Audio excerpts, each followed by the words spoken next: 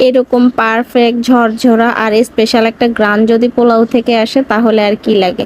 সেই গ্রানটা কিভাবে আসবে সেটার জন্য এই যে দেখুন এই উপকরণগুলোর তেলে আপনারা গুঁড়া করে নেবেন। এরপর একটি পাত্রে আমি বাটার দিয়ে নিলাম। আজকের পোলাওটা আমি তেল দিয়ে রান্না করব না, বাটার দিয়ে রান্না করব। এরপর আমি এখানে পেঁয়াজ আর তেজপাতা দিয়ে দিলাম। এরপর এটাকে নেড়ে চেড়ে নিচ্ছি। আপনারা কে কিভাবে রান্না করেন পোলাও আমি জানি না, এভাবে একদিন ট্রাই করে দেখতে পারেন কেমন লাগে। এরপর আমি দিয়ে দিলাম আদা বাটা, রসুন বাটা।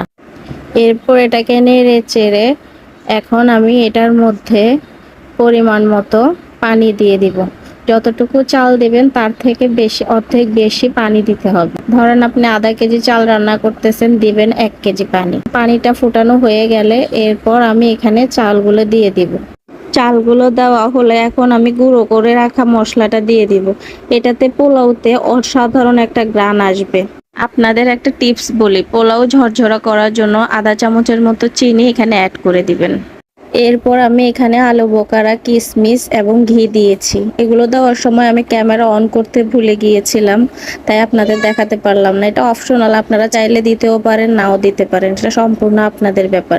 এই যে দেখুন আমি এই ঘিটা দিয়েছি। এরপর দেখুন আমার রান্নাটা কতটা পারফেক্ট হয়েছে।